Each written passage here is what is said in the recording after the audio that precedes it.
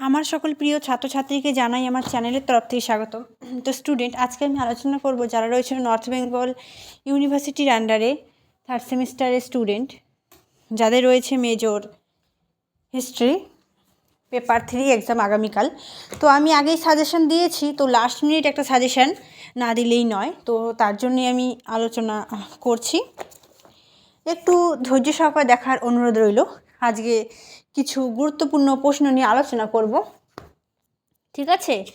তো যে প্রশ্নগুলি তোমাদের জন্য কিন্তু অতি গুরুত্বপূর্ণ হতে চলেছে, তোমাদের কিন্তু দেখতে হবে ভিডিওটি শেষ পর্যন্ত, দেখতে থাকো। আমি আলোচনা করব মেজর হিস্ট্রি। তো প্রথমে 12 মার্কের প্রশ্ন আলোচনা করছি, একে একে 6 সবটা আলোচনা করব। যারা খাতায় লিখেছো, আগে সাজেশন আমি প্রোভাইড করেছি, তারা টিক চিহ্ন দিয়ে দাও যে কোনগুলো প্রশ্ন পড়তে হবে। 1 নাম্বার দিয়ে লিখো, মৌর্য সাম্রাজ্যের উত্থান সম্পর্কে যা যেন লেখো। নেক্সট প্রশ্ন, মৌর্য সাম্রাজ্যের বৃদ্ধি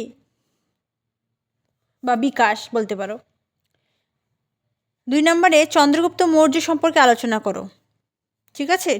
চন্দ্রগুপ্ত মৌর্য সম্পর্কে আলোচনা করো বা আসতে পারে চন্দ্রগুপ্ত মৌর্যের যে ভূমিকা বা অবদান। মৌর্য সাম্রাজ্য সম্পর্কে আলোচনা করো, মৌর্য সাম্রাজ্য সম্পর্কে আলোচনা করো। মৌর্য শিল্প ও স্থাপত্যের বৈশিষ্ট্য, মৌর্য শিল্প ও স্থাপত্যের বৈশিষ্ট্য, শিল্পকলা এবং স্থাপত্য দুটো আলাদাভাবে আসতে পারে, ঠিক আছে? তারপরে পড়বে যে জাতি কাকে বলে, জাতির বৈশিষ্ট্য, ভেরি ভেরি ভেরি ইম্পর্টেন্ট প্রশ্ন, ঠিক আছে? জাতি কাকে বলে, জাতির বৈশিষ্ট্য।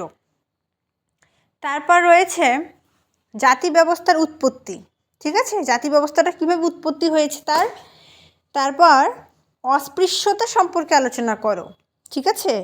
অস্পৃশ্যতা সম্পর্কে আলোচনা করো।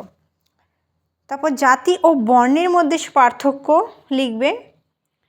নেক্সট লিখো বিবাহ কাকে বলে, বিবাহ কত প্রকার, বিভিন্ন প্রকার বিবাহ সম্পর্কে সংক্ষিপ্ত আকারে আলোচনা করো। হলো।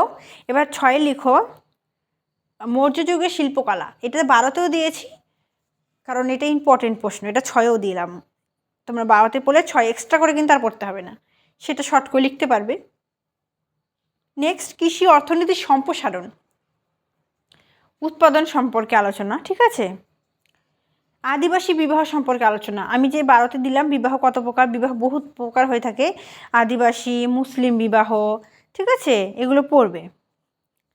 তারপর জাতির বৈশিষ্ট্য পড়বে, এটা আমি 12তে দিয়েছি, স্কিপ করো। নগর বৃদ্ধি সম্পর্কে আলোচনা, উত্তর ভারতের, দক্ষিণ ভারতের, ঠিক আছে? তারপর পড়বে মৌর্য যুগটা সম্পর্কে আলোচনা করতে বলা হয়েছে, অশোকের ধর্ম পড়বে, ঠিক আছে? তারপর প্রশাসন ব্যবস্থা, তারপর মৌর্য যুগে যে তোমার মৌর্য পরবর্তী যে অবস্থা সেটা আলোচনা করবে। তারপর লিঙ্গ, ঠিক আছে? লিঙ্গ, জাতি, বর্ণ, এগুলো খুব ইম্পর্টেন্ট প্রশ্ন আসার মধ্যে। এবার 12 এবং 6 প্রশ্নগুলি যদি খুব ভালো করে পড়ো, সেখান থেকে 3 মার্কের প্রশ্ন পেয়ে যাবে, ঠিক আছে? তো যেমন অশোকের ধর্ম, এটা কিন্তু 3-এ আসতে পারে, 6-এও আসতে পারে। তো এইভাবে তোমাদের পড়তে হবে। তো তোমরা খুব ভালো করে প্রস্তুতি নাও, আগামীকাল পরীক্ষা খুব ভালো হবে, পরীক্ষা সকলের অবশ্যই ভালো হবে, মনে তোমাকে জোর রাখতে হবে অবশ্যই।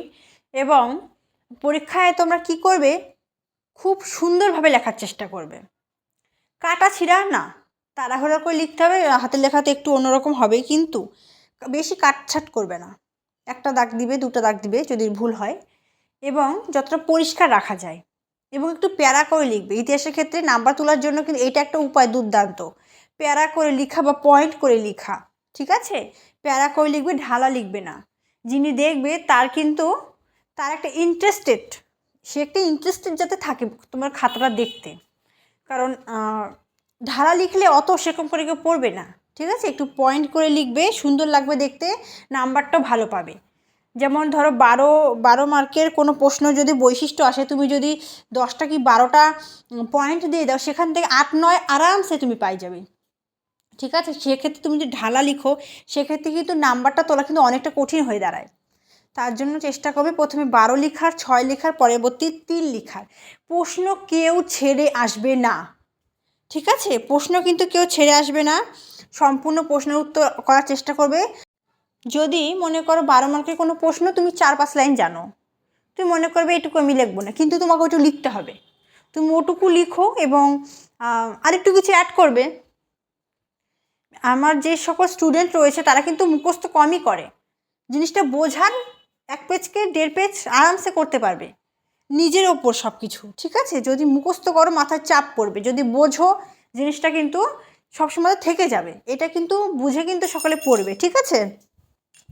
তো আশা করছি ভিডিওটি তোমাদের ভালো লেগেছে। ভিডিওটি ভালো লাগলে লাইক করবে, বন্ধুদের সাথে শেয়ার করবে। অন্য কোন সাবজেক্টে সাজেশান চাও সেটাও আমাদের কমেন্ট করে জানাও। Thanks for watching. After all, thank you সকলকে।